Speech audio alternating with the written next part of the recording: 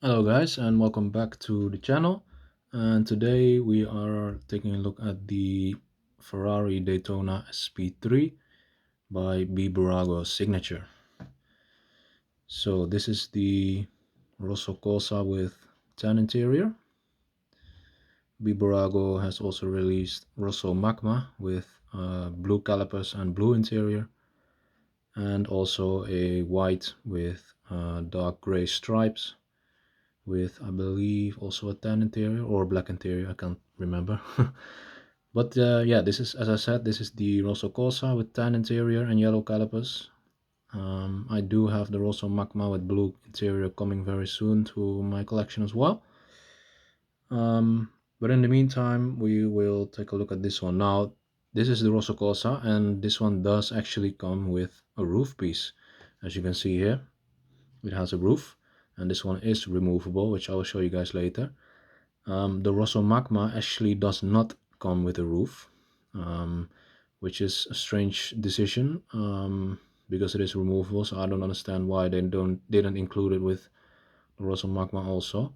But yeah, that's also the reason why I bought this Rosso Corsa. It's just because so I can use the roof piece on the Rosso Magma model.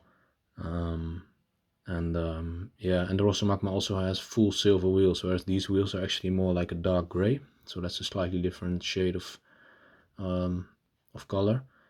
And the white SP3 also comes with the roof piece. So yeah, but yeah, let's just take a look at this one first, and let's just start the review. So taking a look at the front here, you can see the paint is actually pretty nice. Of course, it's Rosso Corsa, it's quite a flat wrap. And in the video it looks a bit more like pink because of the lighting, but trust me, it's a lot more red than this. The Ferrari badge in front is actually done quite nicely, I would say. I think it is like printed on, or a small sticker, I'm not entirely sure, hard to see, but it is quite well finished, I have to say. Looks pretty good. The front grille here is just full plastic with a grille pattern on it. So yeah, I don't really like that. You can see like the reflection in it of the plastic, which yeah, kind of ruins the look of this whole front grille. But I mean, from a distance it's not that bad. We do have a small hole in there as well. I believe that might be for the tow hook. I'm not entirely sure about that. It's a little bit dirty, guys. The front splitter is just textured plastic to look like carbon, which is normal for Bburago models. That was to be expected. Small vents down under the headlights are actually not real vents. The headlights also look pretty good. Now this model actually comes with a nice feature where there is a button underneath the front where you can actually pull back these headlight covers, the small ones here, which I'll show you guys later when we open up the whole model as well. This piece as well is finished in textured plastic to look like carbon. We'll take a better look at the headlights in a second. Now in there we also have some carbon. Again, textured plastic. We'll see more of that later. Looking at the wheels. Now these wheels are actually finished in a dark gray, as I said before. The center cap logo is actually done very nicely. You can see a little bit of the lug nuts as well, and that looks pretty good actually. We do have yellow calipers, and it does have the Ferrari logo, and as you can see, the caliper, the disc does go through the caliper. However, the disc is just a plain plastic without any slots or drilled holes in it to replicate that. It's just a flat, sorry for the sound guys, it's just a flat piece of plastic. Yeah, I'm not really a big fan of that, but overall looks pretty good. The mirrors are actually gloss black on this one. I believe the Rosso Magma actually has body colored mirrors. The Scuderia shield on the side also done pretty nicely. I think this is the same method as the one on the front. I think it's like printed on. I'm not entirely sure about it. Again, the whole side is textured plastic. Now the panel gap on the diffuser is quite big, but I mean it's a Bburago model after all. Fuel filler cap, quite simply done. Now looking at the rear is actually done really nicely. I quite like the way they finished this. It's not that bad at all. So Ferrari logo on the grille right there, also done really nicely. And this is actually like a small photo etch sticker, which Bburago usually does use on their signature line models. Exhaust pipes actually look really good as well for Bburago. I mean, they are not blocked off right there. I mean, there's actually some depth to it, which is really nice to see as well. Again, textured plastic to look like carbon. Got a license plate holder right there. And again, though, the diffuser is just textured plastic. Do have some reflectors painted on right there as well.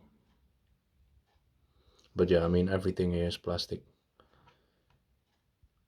Everything. The individual slats on the rear are actually done very nicely as well. I mean, it's not really that easy to look inside of there, but it's finished quite nicely, I would say. The rear lights as well, it's just a last small transparent strip of plastic, but again, it is done not bad at all. Looking at the engine cover, so we do have the Ferrari text logo right there, which is also like a photo etch sticker. It's done really well, really well. There's a small window in the engine cover as well. You can see a little bit of the engine. Now you can see the way they made these holes in for the slats. It's not that perfectly finished, but it looks good overall. And over here we have some plastic again with a texture on it to make it look like a grill. Yeah, I mean, that's pretty much the exterior of the model. It's done pretty nice. You know, you can see the windshield wiper as well. It's just a plastic piece, of course. And they actually used like a small hole in the window to actually keep this in place. I'm not a big fan of that. I'd rather just have it mounted in the middle and just sit on the window instead. But Bburago always makes a small hole in it so it can actually stay in its place. But yeah, I mean, it does detract a little bit from the look, but I mean, it's alright overall. Okay, so yeah, this is a fully opening diecast model, of course, so let's open up all the parts right now. So opening up this model is quite easy. So first of all, we have the front trunk lid, which is a little bit tricky to open up. Wait. Yeah, it's better to do it with your fingers actually, if you have nails. That's as far as it will open up. Let's open up the doors as well. Let's first take a look at the front actually. So in here it is just plastic and there's nothing really to see. It's all molded in the plastic. But I have to say the details like the small bolts and all that that is molded in there are actually quite a nice feature. Again, we still have these big dogleg hinges, but they are blacked out on this one, which is good. So it kind of hides it a little bit, although it's still very much visible. Closing that back down. Now let's actually also take a quick look at those headlight covers. So to pull back the headlight covers on the front, there's a small button right here. As you can see right here in the middle, you pull that forward like that, and now you can see the headlight covers are up. So if I do it again, you see how that moves. The headlight covers are actually connected via, I think, a lot of plastic pieces to the button, and that way you can switch the button and the headlight covers will move. So now we can also take a little bit better look at the headlight detail. It is done, you can see a little bit like the DRL, but it's not that spectacular. And I think it looks a lot cooler with the headlight covers actually closed. Kind of makes it look a bit more stealthy. Okay, so let's open up the other door as well. There we go. And as I said before, the roof piece is removable. So let me just try to do that as well. There we go. So this is just a black plastic piece, just gloss black.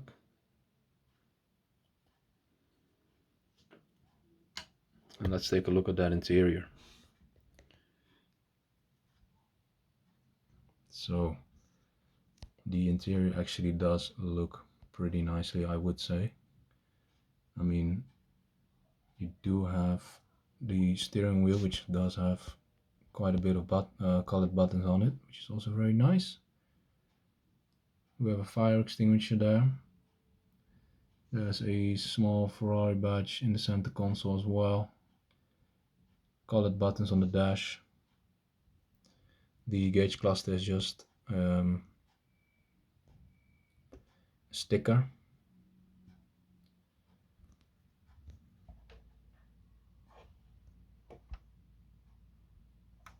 You can see also the pedals are quite chunky, but it's not that bad.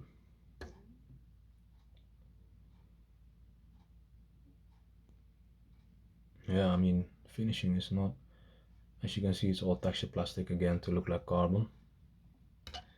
Now the seats are in a very nice tan color, but yeah, the seat belts are just plastic with some Ferrari logos on it. It's not that good looking, but it is a 4-point harness. Yeah, I mean, if you are able to use a 4-point harness with real cloth seat belts and photo etch pieces, then you could replace these, but I currently don't really have the materials for that. So looking at the door cards also, again, all texture plastic look like carbon, a bit of the tan color on there as well, but it's nothing fancy. Now for Bburago, having these windows on it on the doors is also a really nice feature. We normally, Bburago doesn't really do that, except for the signature model, of course, which this one is. So let's just close these doors back down and see the model without roof. So it does click nicely into place, and the hinges are very sturdy as well. It's quite a thick dogleg hinges. Yeah, I mean, look at that car with the roof down. It also looks really good. Now also the wheels are able to turn as well, as you can see. And unlike previous Bburago releases, these wheels actually stay turned when you put them like that, because on the previous Bburago models, the way they actually made that was actually that a small plastic piece like bends to make the wheel bend. However, on this one they actually changed it, and now it's able to stay turned like that. That's a really good improvement as well. Okay, let's take a look at that engine bay. So it's very easy to just lift this up. Now look at that. This also looks pretty nice, I have to say. I mean, for a Bburago, this is really good. You do have some depth in there. You can see the red engine block down there. All the intakes are just textured plastic again. We do have Ferrari logos there in text, and a small one on that small cap there as well. And there are also, like the Monza SP1, these wood struts, which, as you can see, do move. That's a really nice feature for Bburago as well. Unlike the LaFerrari they did, that one you just had to lift these up yourself, and it looked a bit funny, but yeah, I mean, on this model it's pretty nice. But yeah, I mean, it's still quite basic detailing, but for a Bburago it looks pretty nice, I have to say. And it lifts down very easily as well. So let me just put the roof back on. I think it's best to first like secure it in the on the front window and then push it in on the back here. I believe, or was it the other way around maybe? Ah yeah, the other way around. So first secure it on the back and then click it on the front window. So that's the Ferrari Daytona SP3 by Bburago signature. Yeah, I didn't mention it before yet, but the price of this model is actually around, I think around 80 to 90 euros standard retail. Yeah, that is pretty hefty for Bburago, but I have to say this is definitely one of the best releases from Bburago to date. Yeah, I mean the Monza SP1 was a really good model as well. And yeah, this one again, they definitely improved compared to things like the LaFerrari or the 458 Speciale. Yeah, so definitely this SP3 and the SP1 they are both two of the best models you can get from Bburago. Now because of inflation, the prices have increased as well. But yeah, you do get a bit better quality. I'm not sure if this is worth 90 euros. I mean, that's like Norf territory almost, and Norf is definitely better finishing than this. But yeah, I mean, overall, it is done very nicely. And I can't wait to add the Rosso Magma as well, because that color is even more beautiful than this Rosso Corsa. Yeah, let me know what you think. Thank you guys for watching today's review, and I'll see you guys in the next video again. Take care.